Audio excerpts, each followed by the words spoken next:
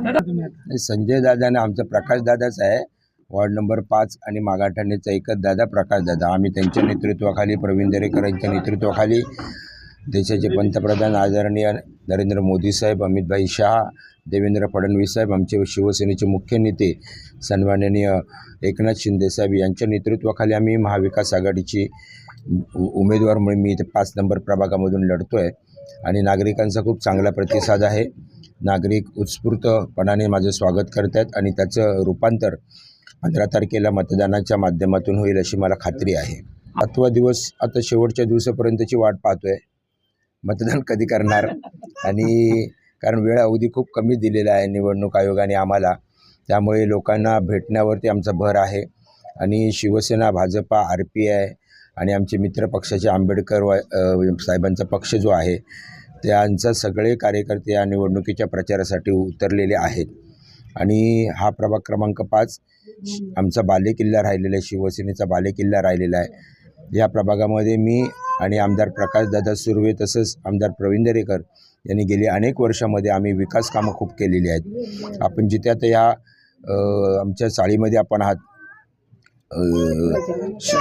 साईधाम चाळ आहे, मारुती नगरमधले इकडचे स्लम विभागातले जे प्रश्न होते ते सगळे मी आणि प्रकाशदादांनी सोडवले। इथला पाण्याचा प्रश्न आहे, इथल्या शौचालयांचा प्रश्न आहे, इथल्या लोकांच्या घराचा प्रश्न आहे, हे सगळे आपण कामं केलेली आहेत।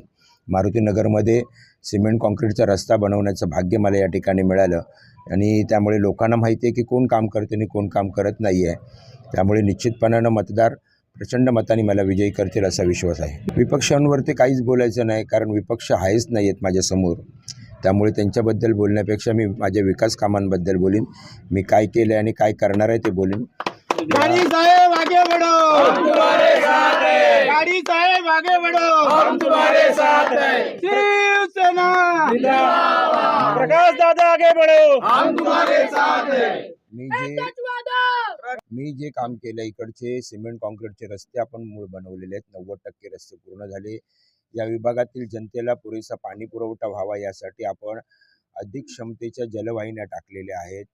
आजही या ठिकाणी आपल्याला कामं होताना दिसत आहेत। मलनिसारण वाहिनी ह्या मोठ्या प्रमाणात टाकून मुख्य मलजलवाहिनीला कनेक्ट करण्याचं काम इथे सुरू आहे, ते एका 3-4 महिन्यामध्ये पूर्ण होईल। आणि उरलेले जे 7 रस्ते आहेत ते देखील सिमेंट कॉन्क्रीटचे या ठिकाणी बनवण्याचा प्रस्ताव मंजूर झालेला आहे, टेंडर प्रोसेसमध्ये आहे।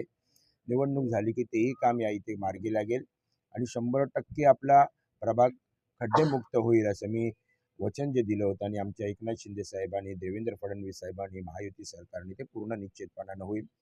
या विभागामध्ये एक चांगली अभ्यासिका, एक चांगलं मॅटर्निटी हॉस्पिटल आहे, या इथे 4 उद्यानं आहेत, ती अतिशय सुंदर मेंटेन आपण केलेली आहेत। मी नगरसेवक नव्हतो, म्हणजे माजी नगरसेवक झालो 2022ला, त्यानंतर देखील मी महानगरपालिकेच्या अधिकाऱ्यांशी, प्रशासनाशी संपर्क ठेवून इथल्या नागरिकांच्या समस्या सोडवत राहिलो।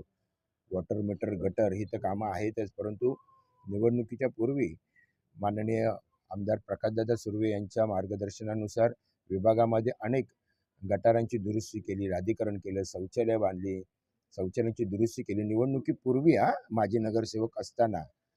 आणि त्याच्यामुळे जनतेला माहिती आहे की निवडणुकीच्या नंतर देखील हे काम करणारच आहेत, हा विश्वास मतदारांमध्ये निर्माण झालेला आहे। गृहनिर्माण सहकारी संसद, त्या गृहनिर्माण सहकारी संसदमध्ये आमदार प्रकाशदादा सुर्वे, आमदार प्रवीण भाऊ दरेकर यांनी पेवर ब्लॉक लावून दिलेले आहेत। काही हाऊसिंग सोसायटीच्या छतावरती आपण पाहाल की त्यांना वॉटर रूम बांधून दिलेले आहेत आणि म्हणून ह्या प्रभागाचा विकास चांगला झाला आहे आणि अधिक राहिलेला आहे।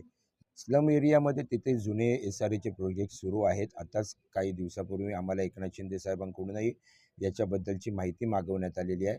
महाराष्ट्र शासनाचं धोरण आहे की मोठमोठे क्लस्टर डेव्हलप करायचे आहेत, त्याच्यासाठी सर्वेही झालेला आहे। मला वाटतं 16-17 असे मोठे मुंबईतले क्लस्टर आहेत की जिथे शासन आपल्या हातामध्ये हे प्रोजेक्ट घेऊन करणार आहेत।